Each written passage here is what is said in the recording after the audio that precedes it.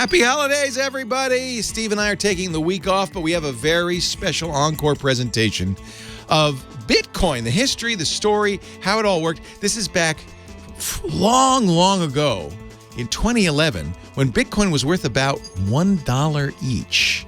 Steve explained it all. Listen. Netcasts you love. From people you trust.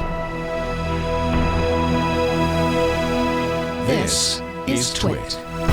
Bandwidth for Security Now is provided by CashFly at CACHEFLY.com. This is Security Now with Steve Gibson, episode 643, recorded December 5th, 2017, for air on December 26th, 2017. The story of Bitcoin.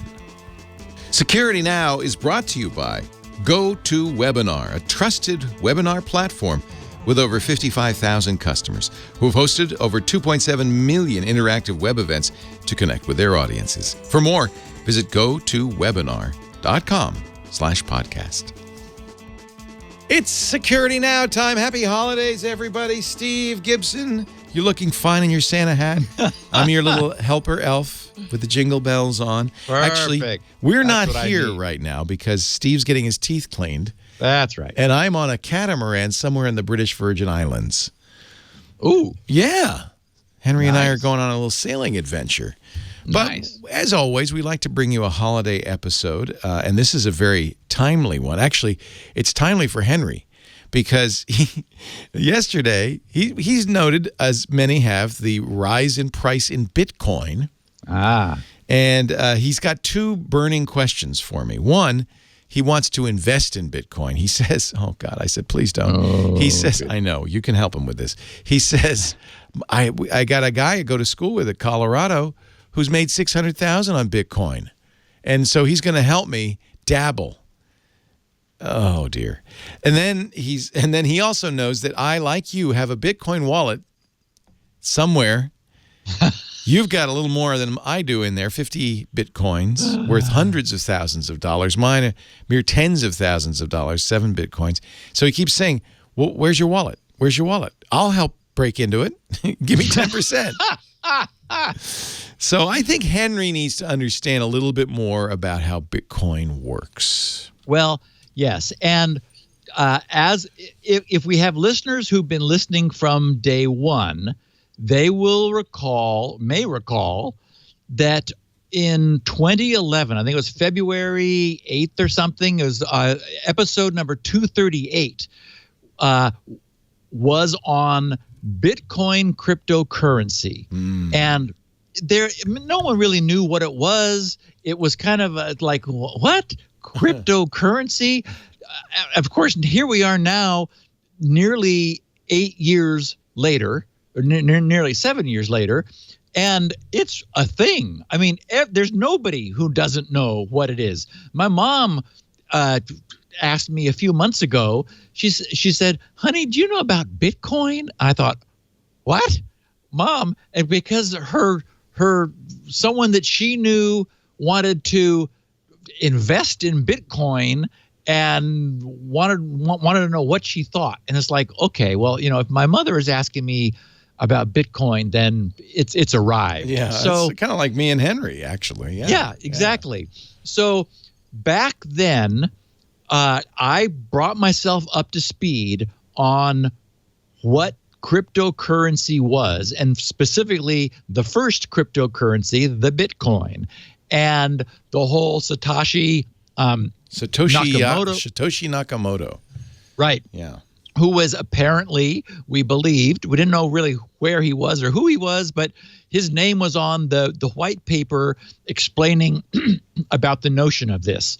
So I learned about it, and on that podcast, number 238, which was titled Bitcoin Cryptocurrency, laid it all out, explained what it was, how it worked, and I was jazzed about it. I was very excited because in my analysis of it, I was in awe of the foresight that this inventor apparently had the idea that the future trajectory of the rate of Bitcoin production, mining as it's called, was already foreset.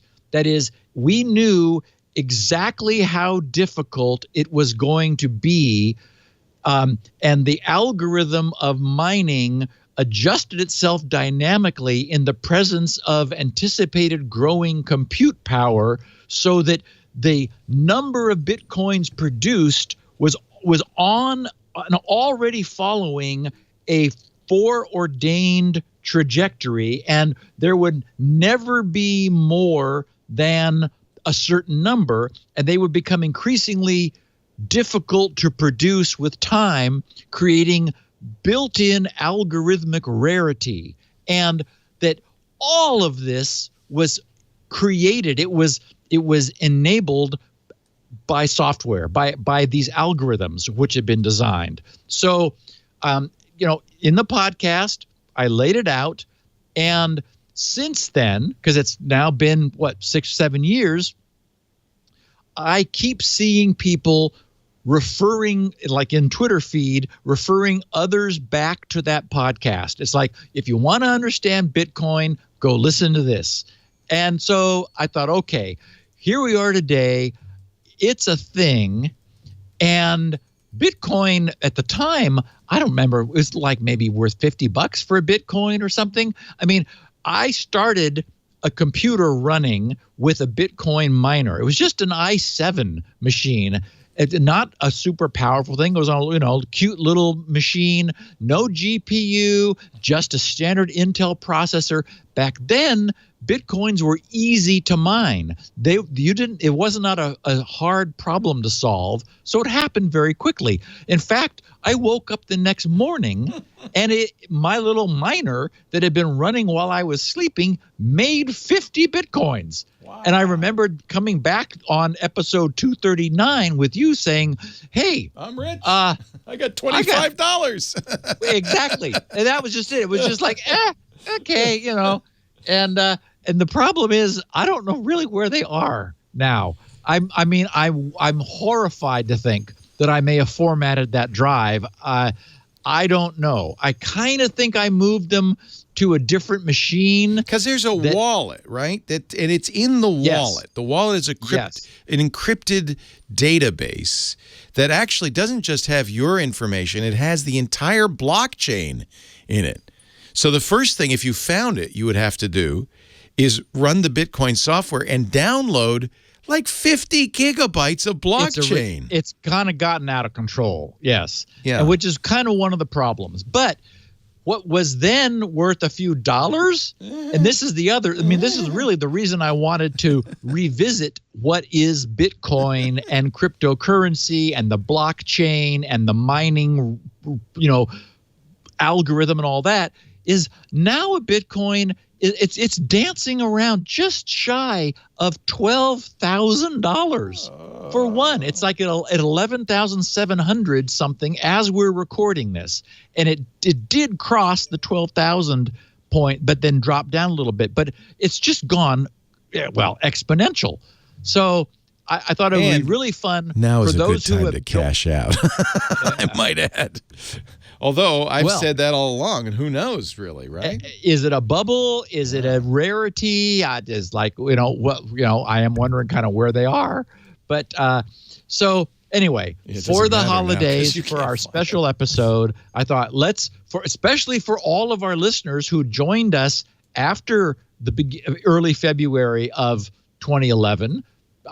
You've never heard this unless you went back and deliberately listened to it. So we're now presenting you with the episode from early February 2011, Bitcoin cryptocurrency, for your holiday listening. And just a program note, we are going to take the news part of it out.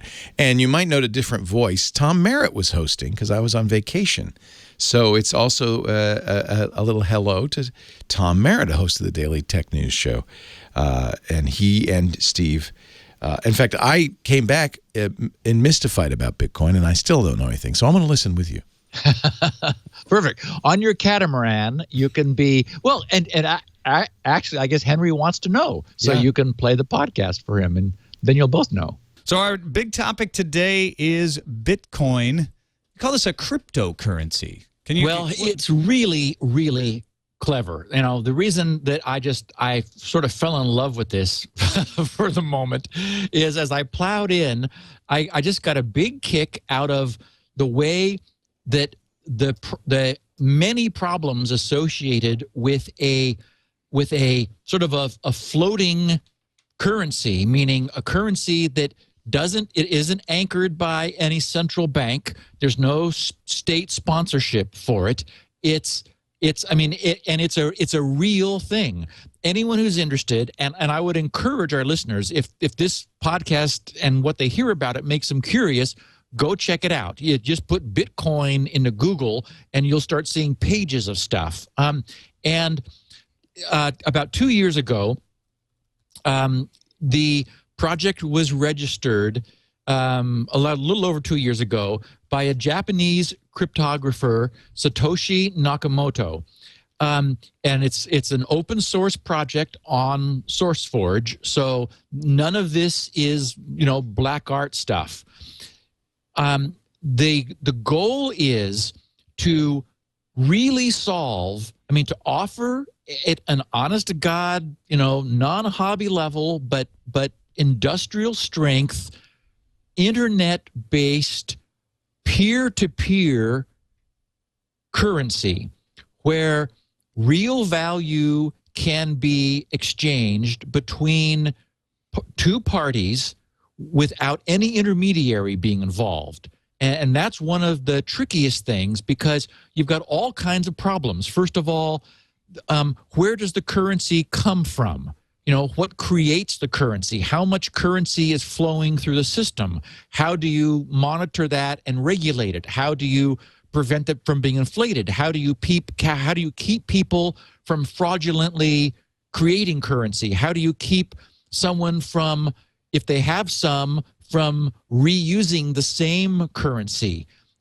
All of that has been solved with this system in some very clever and very new ways, which is really what captivated my attention on this. So wait a minute. So we have currencies. We have euros and yens and dollars. How can you invent a currency? What makes that work? Well, okay. So think about it.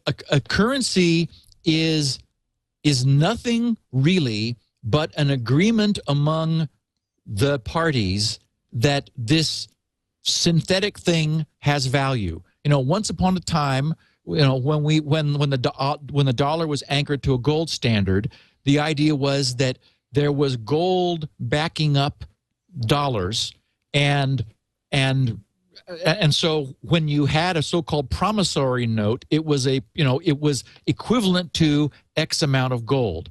And we were, of course, famously taken off of the gold standard. The problem was we needed more money than we had gold, so we had to disconnect in the case of U.S. dollars, we had to disconnect U.S. dollars from gold because we literally needed to create more money than we had gold to back it up. It's kind of an incredible innovation in human society when you think about it, that this works at all. Because because it started out you were carrying around your chickens because you just wanted to trade what you had of value for what the blacksmith had. That got inconvenient. So gold became a good standard because everybody valued gold and everybody kind of had the same value of gold. But we've gone from that to this sort of agreement that, well, I'm gonna agree that $1's worth of work is worth $1's worth of merchandise, and it doesn't have to be backed by anything. We'll all agree that that's the way to pay stuff. So I guess that's all they have to do is get enough people to agree that this currency is valuable? Correct. Well, and notice also that we chose gold because it was scarce. We didn't use water, for example. Right. Because you just go over to a stream and dip your bucket in, and now, and the problem is, of course, anybody could go do that. So there's a famous scene in one of the Douglas Adams novels where they decide leaves will be their currency. And it has the same problem. Well, of course, money grows on trees, right? So exactly. Yeah. And so we chose gold because it was scarce. And famously in the days of individual gold miners, they'd go out and try to find it because they were creating more currency to put into the system at a controlled rate. And initially, when there was lots of gold around, we were digging it up and turning it into bars and coins and so forth. And over time, it became increasingly difficult for us to find more gold. So it became increasingly scarce, and its value has increased. So and in some ways, a virtual we have a virtual currency with the dollar and the euro and all of these, and in some ways, that is a little more fair because someone can't just go out and find a bunch of money, well, unless they're robbing a bank, I guess. But you can't just go digging in the hills and luck into a bunch of money. It has to be earned in some manner. Right. So what has been created with Bitcoin has all of these attributes. There is this concept of Bitcoins, the currency in the same way that the abbreviation for US dollars is USD and euros is EUR. Bitcoin's abbreviation is BTC, Bitcoin, BTC. And this network of computers exists now on the internet, peer-to-peer. You can go to bitcoin.org and download a program for Windows, Mac, and Linux, which is open source, and install it on your computer and tell it to start generating Bitcoins. That is, literally start making money. So you are making money out of nothing. Well, just by being a member. I mean, how does this? This just sounds like some sort of BitTorrent situation. I know it sounds wacky, but yeah. So you are making money. The way you make money is by processing transactions within the Bitcoin system. So, and this is complicated, but unfortunately it needs to be complicated in order to be robustly secure, which it really is. There is in the FAQ at bitcoin.org in the FAQ, there's a link to the original PDF that Satoshi wrote that describes in greater detail how this works. But the idea is that you want a transaction trail of every single transaction between two parties that has ever occurred. And they're occurring all the time. Now, this is not just, this currency is virtual, but it has been anchored now to real currencies. There are websites that will trade real currencies for Bitcoins. They at this point in time, about 2 years after it was launched, the current currency trade of US dollars for Bitcoins is about 1-to-1. I think it's like 93 cents for a Bitcoin. And there are organizations which accept Bitcoin payments. The EFF, the Electronic Frontier Foundation, accepts donations in Bitcoin currency. There are programmers who will work and accept payment in Bitcoins. There's I think it's called a trade link at bitcoin.org that shows a page of lists of all the currency exchanges that exist now, and then a growing number of organizations and companies that will accept Bitcoin currency as real. I hope you're enjoying this special edition of Security Now. I know I am. I wasn't here for that original show, so it's fun for me to listen and learn. And we all have a little bit of Bitcoin, don't we? Just lying around. It's fun to know how it works. But first, before we go on, a word from our sponsor, GoToWebinar.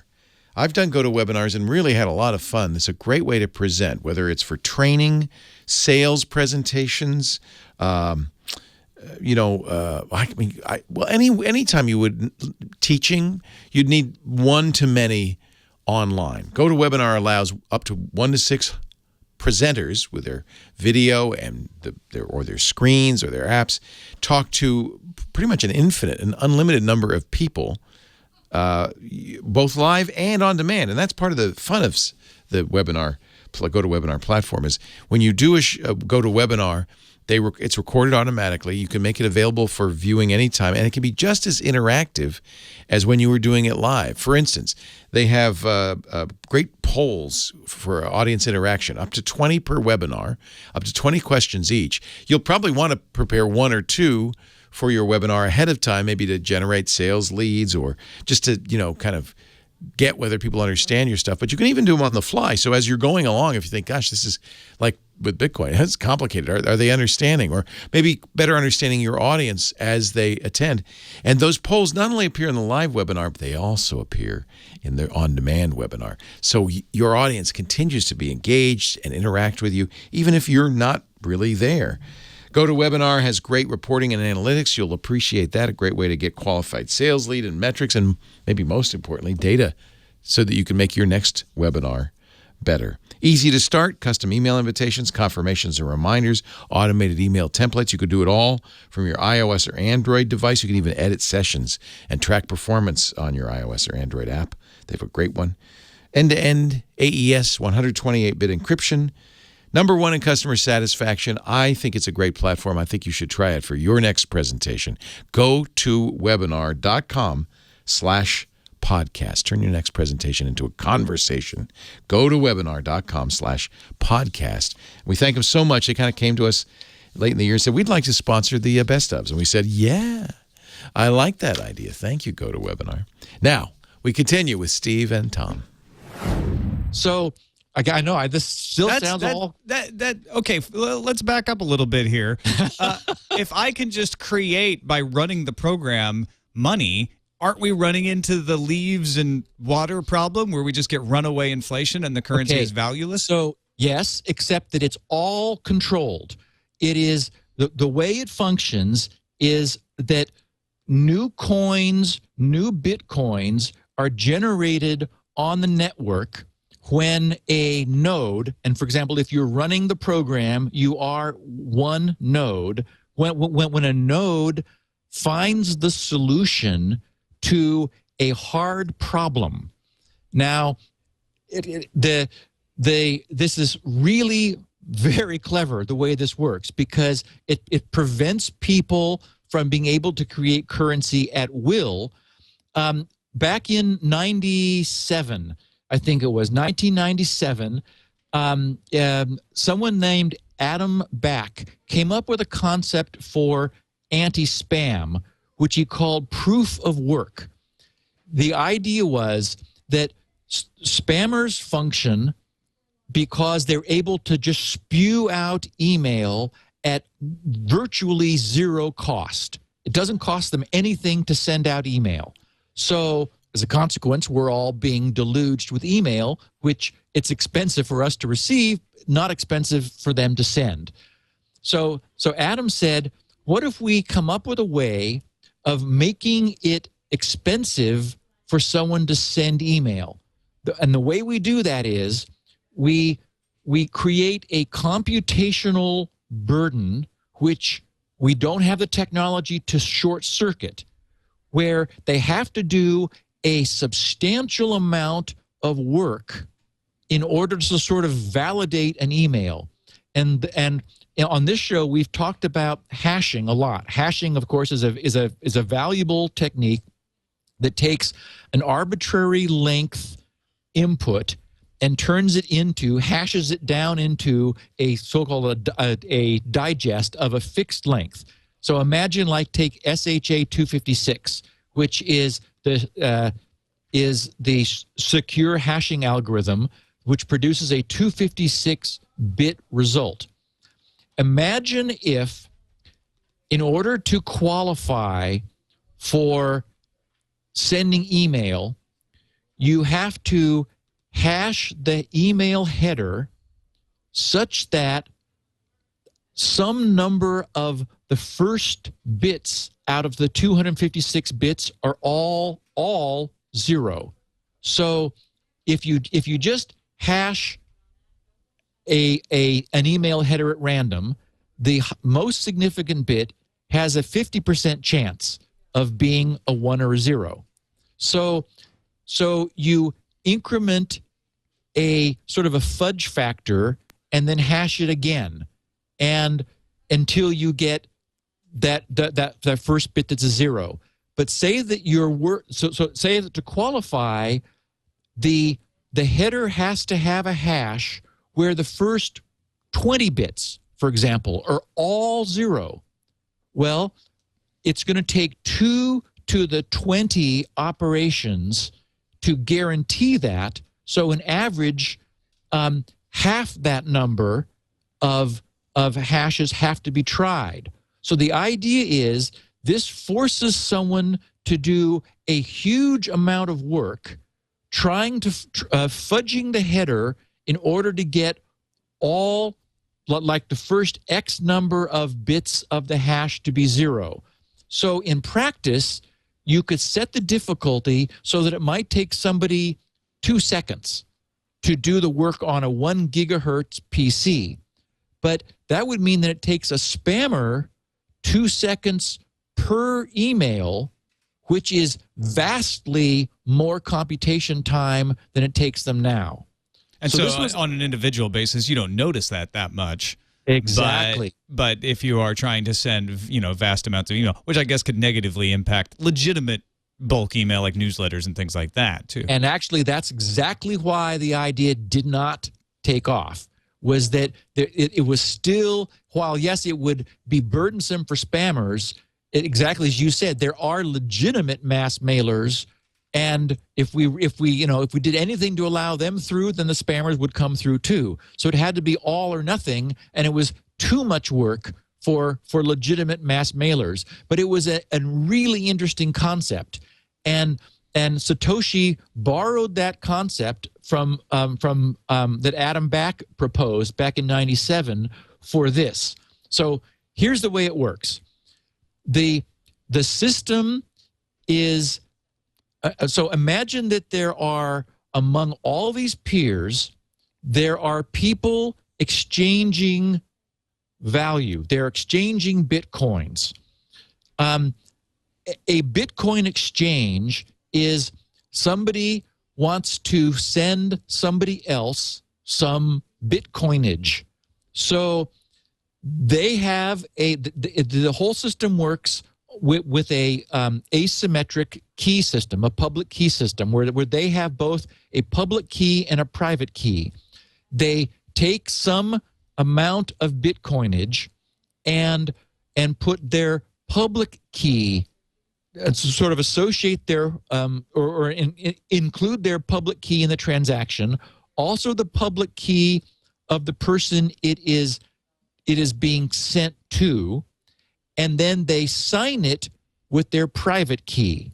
So what that creates is that creates a transaction that only they could have originated, because they're the only ones who have their private key, which they keep secret.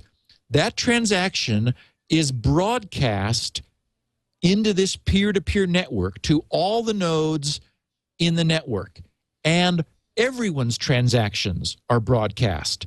Now, it's easy for anyone to verify that transaction because they know the public key of the signer, and that allows them to verify the signature. They can't sign it themselves, but they can verify the signature.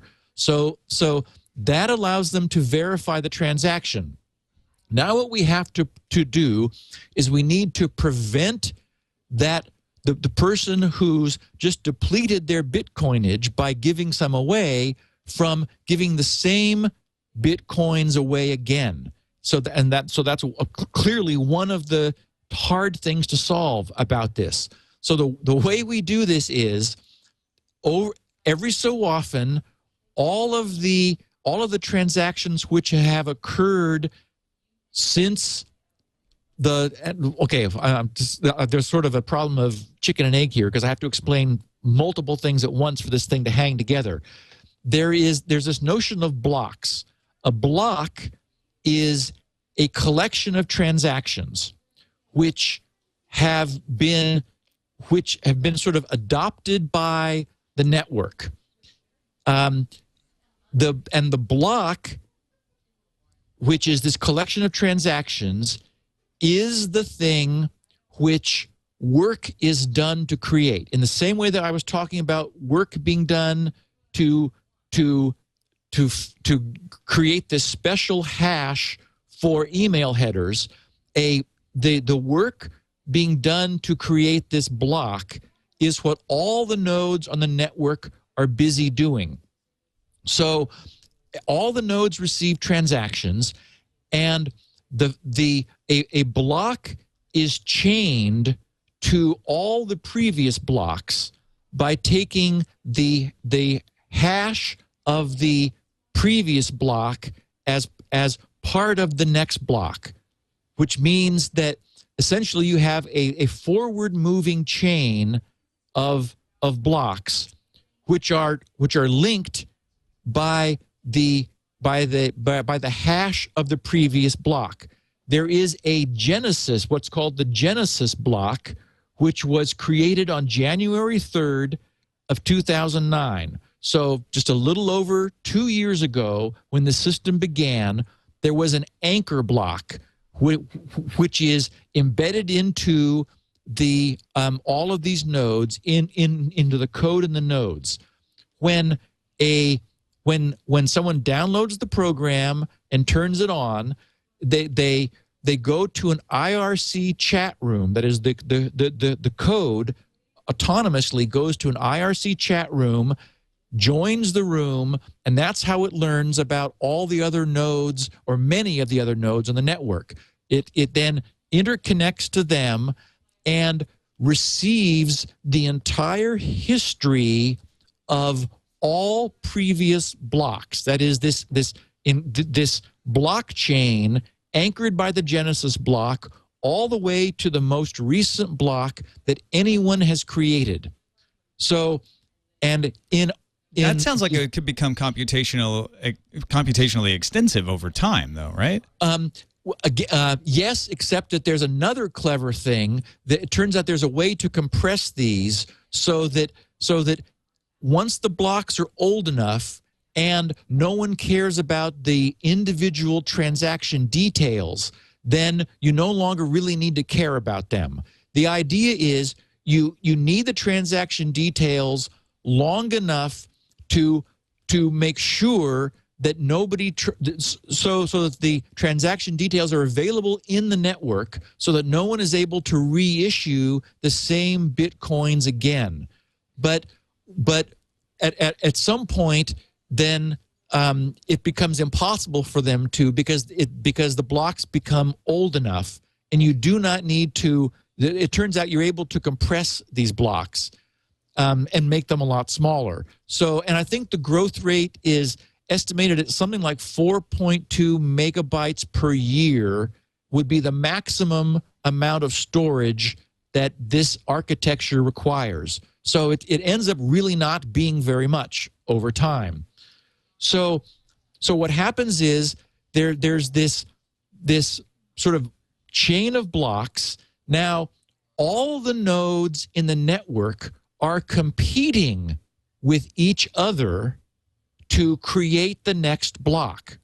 And it's the node which wins, the node which first does the amount of work required to essentially create the next block that earns 50 Bitcoins. And so, and this all sort of scales in the right way. I'll explain in a second. So all of the nodes are cranking away. They are taking all the transactions which have not yet been encased in a block, and they hash all of that along with the hash of the previous block, which that anchors them together and means that you're not able to create a block that isn't linked to the prior one.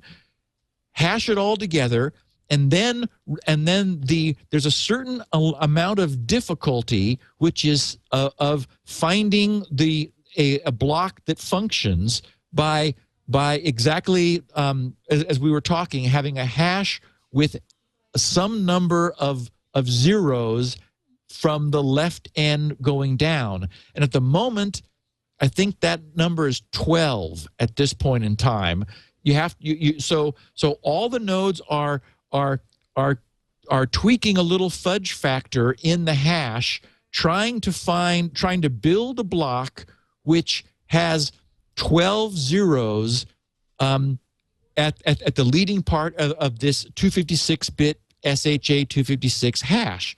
As soon as a node finds it, it declares success, broadcasts that to the network. Remember that while it's extremely difficult to find the pattern that makes the hash, it's incredibly easy to verify it. Verifying the hash just requires doing the hash of the block and seeing that, oh, look, somebody did create a block that's got all those zeros. And the first transaction in any block is paying yourself 50 Bitcoins. But if you can make that block valid, then that transaction in the block of paying yourself 50 Bitcoins is validated by the network. We've actually had 2 blocks created since we started explaining what blocks are, by the way, for a little estimate of how there are people out there using this. Yes. In fact, there's a site called, I think it's Block Track. Block Explorer is the one that I'm at. That's the one. And that's where I'm keeping track of this. Yep. Block Explorer allows you, it's a website that is participating in this peer-to-peer network, which allows you to go look at the history of all the blocks that have been created so far. Now, is this a worry that all of your finances are now going to be in public? Can people look at this and figure out how much money you're spending and who you're giving it to? Well, that's one of the other beauties, is that the only thing which is known, this is a completely anonymous currency system.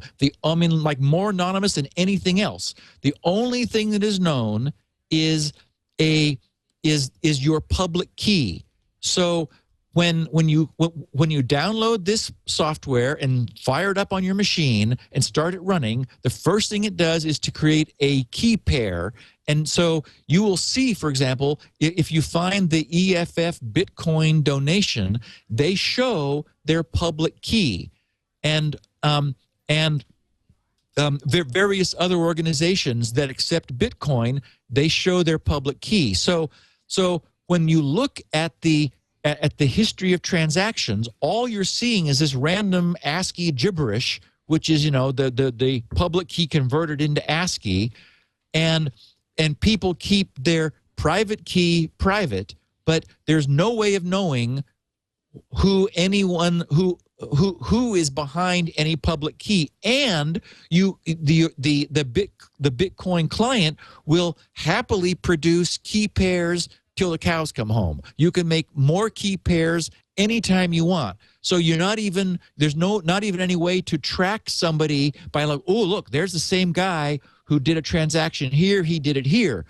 Only if you did not create another public key would that be the case, but you are free to create new, essentially the public key is a temporary, pure binary representation of you, which you're free to retire and create a new one anytime you want. I just downloaded it and started it. It's not creating. It says I'm not connected. It's not creating anything. Is that because I'm not in idle time? It has to be idle to start generating those coins automatically? Well, yes. And, okay, so many things have happened in the last 2 years. First of all, this began to get traction, and people began having fun with this. The way the system works is, and I need to get this right, is the the coin creation rate is 300 coins per hour within the entire system. And your CPU speed, the ratio of your CPU speed over the total CPU speed within the entire Bitcoin network determines the probability that you will be able to solve the puzzle of creating one of these blocks. So it's estimated, for example, that at this point, I think it was December 2010, so about 2 months ago, there were enough nodes actively cranking away that it would take you about a year to generate 50 Bitcoins. That is, so you're not going to see it happen quickly. Now, what happened is, as these things started getting valuable, started becoming worth something, where you can actually trade if you happen to get lucky and your node solved the most recent block that everybody was working on before anybody else, you'd get 50 Bitcoins. Today, there is an exchange that will transfer that in US dollars, for example, into your PayPal account. So you actually can make money. Now, you can imagine then that people said, wait a minute, this seems like a good idea. Well, there's something that's much more powerful than even multi-core CPUs, and that's GPUs, graphics processing units. Now Google Bitcoin space miner, M-I-N-E-R, as in a gold miner.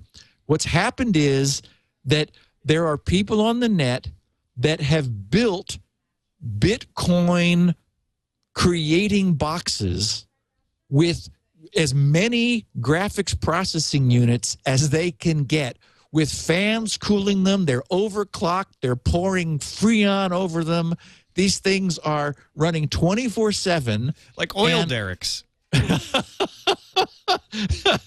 So they're drilling for Bitcoin. They really are. They're literally creating Bitcoinage. Now, the cool thing is, all of this was anticipated in the original system, because the immediate response to the Bitcoin network of the presence of massive Bitcoin computation power, which essentially allowed the people who had these machines to be printing money, minting Bitcoins with a much greater probability than somebody who just had a CPU running along.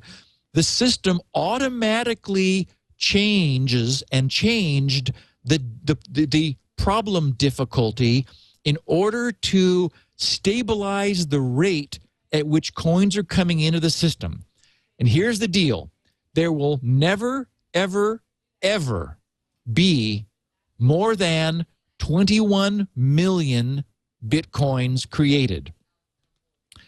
The way this works is that the difficulty of this problem that is being solved, that is this hashing problem where you're trying to find leading zeros in the hash, it's adjusted continuously by the network, so that in the first 4 years of the Bitcoin network, and we're 2 years in now, in the first 4 years, half of that total number of Bitcoins will be created. That is 10,500,000 Bitcoins will be created in the first 4 years. In the second 4 years, half again. That is only 5,250,000 in years 4 through 8. In years 8 through 12, that is the next 4 years, again that amount is halved. And so the rate of coinage creation will be decreasing exponentially, leveling off, so that in the far future, only 21 million will ever be created. So we have a controlled and known rate of inflation. within the system. And it makes sense because initially, as the system is coming online, as goods and services are being made available and are trading within the system, you want to have more currency being pumped into the network so that you have Bitcoins to trade, but you don't want it to go forever.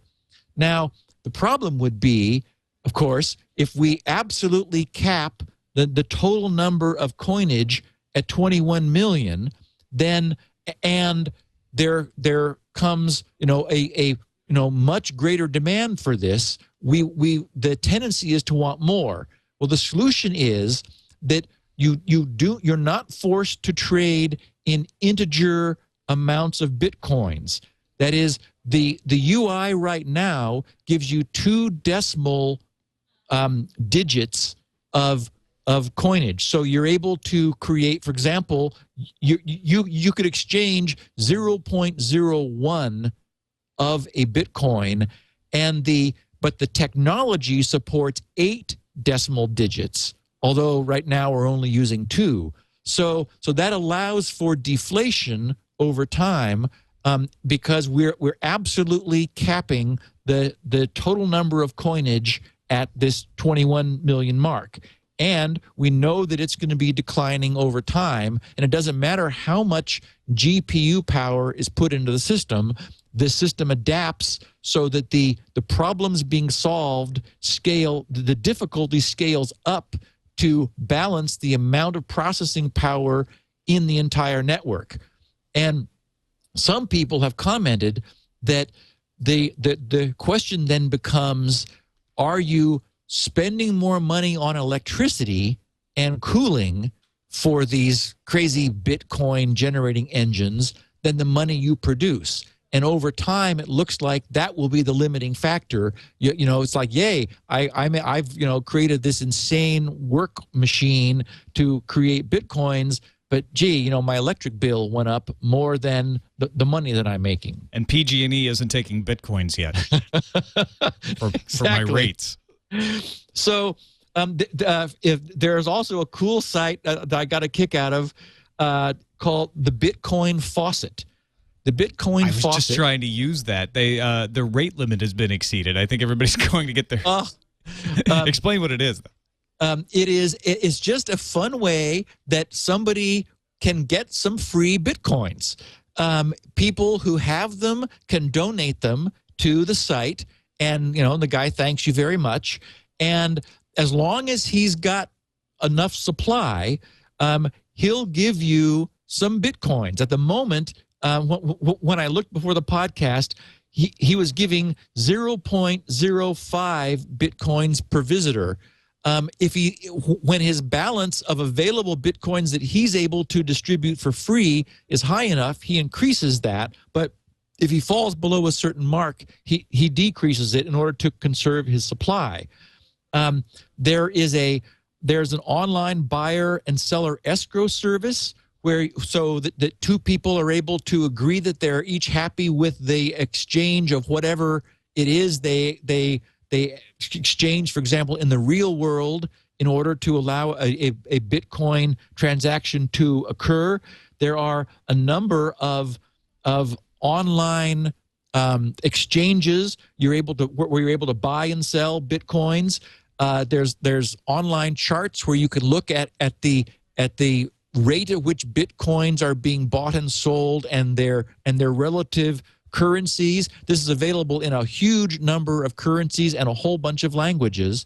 And essentially, it is extremely cool crypto, which, this has been pounded on and looked at, and it looks to me like the guy has solved the problems and has created a virtual currency that floats all by itself, that is completely private, that obviously you need somebody who's going to agree with you that you want to, exchange this coinage, but this thing exists and it's taking off.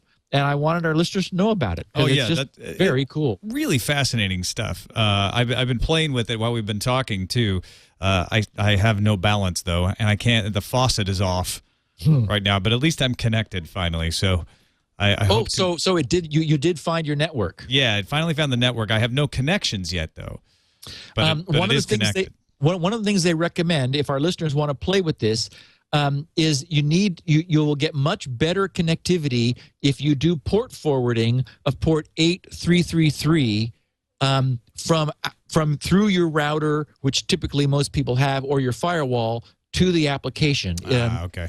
That way, other nodes that are informed about you are able to make incoming connections to you, and it's not just you making outgoing connections to them, and that'll allow you to participate in the network. But I would encourage our listeners to poke around as you have been, Tom. There are pictures of these people's GPU boxes that they've made with all these fans all over them, and discussions about the giga hashes per second in the network. I'm trying to think. I made some notes about it somewhere about the the average rate of block creation.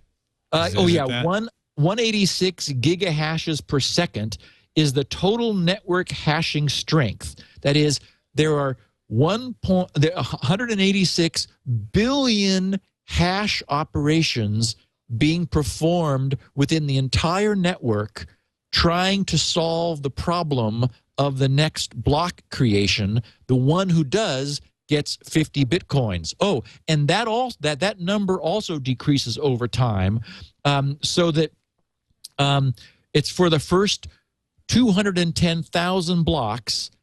The value is 50 bitcoins per block, that if your computer solves the puzzle before somebody else's. Then for the next 210 blocks, that's cut in half to 25 bitcoins. Then for the next 210,000 blocks to 12.5 bitcoins and to 6.25 bitcoins and so forth on down. So this whole system is designed to scale correctly and basically create a secure, stable currency with real world value, which it has now. I mean, you can buy and sell bitcoins. If you wanted to, you could take $100 and go buy some bitcoins, and their electronic currency. You could then send those anonymously to someone else, and they could cash them in to their own currency or back into dollars or whatever they wanted. I mean, this exists now, and it looks like it's like bulletproof. And the PDF explains they've really thought through what bad guys can do. The only attack which is known on the system would involve somebody with massive computational power spoofing the chain, because it's this chain of blocks which provides the integrity for the system. But the longer the chain gets and the more good nodes there are, the more impossible it becomes for anyone with massive computational power to spoof the chain. So the other thing that has happened is there's this notion of pooling. Individuals have become a little disenchanted with the fact that they've got their quad-core i7 cranking away 24/7. They haven't made any money yet. They like the idea of printing money. The fact is, over time, this is not going to be feasible. That is, the way to get rich is not to print money. It's like gold miners, like during the gold rush. You ran out and you hope to go strike it rich and find a vein of gold and make money. Over time, that just became less and less feasible because the ground had been picked over and there just wasn't gold to be found. Similarly, ultimately, this will be, it's when the coinage enters the currency and begins to flow, people will be using it as a store of value. But anyway, what I was saying was that people who have been disenchanted, they're joining pools of users where they'll all be working together on and pooling their CPU resources and then sharing the proceeds appropriately. So you may not get 50 bitcoins, but you may get 2.5 because you are 2.5 out of 50th of the CPU resource in a pool that that collectively solved a block. So it's a way for people to see some have some of the fun of creating coinage out of thin air by doing the work that makes the whole network go. And anyway, it is the work that has to be done, the difficulty of doing the work that keeps bad guys from being able to spoof the system, because there isn't any way to shortcut this hashing of the blocks. It's just brute force work, and as more good GPU based systems come online, that hugely raises the bar that bad guys would have to scale in order to spoof, because now, as a consequence of sort of this phenomenon of using GPUs to create Bitcoins, the network is scaled, so the rate of coin creation is still tracking exactly what it should, but the amount of processing time being required to make that happen has just gone through the roof. There's Bitcoins in them thar internets. Anyway, just really, really fascinating, and I mean, it works. We have a state-free, crypto-secure, anonymous, real currency now that exists.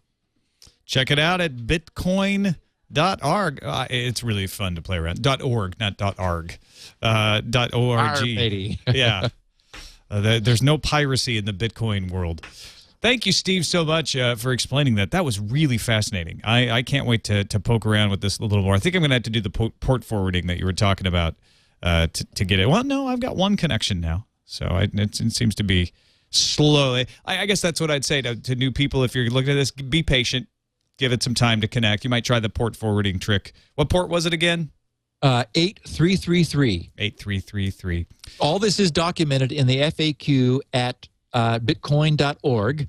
And the other thing that happens is when you connect, the first thing that happens is your node needs to download the history of prior blocks. So that'll take a while, but you'll see progress things and so forth. And there is on the UI, there's an option to say, start making Bitcoins. Yeah, start making money. Security now.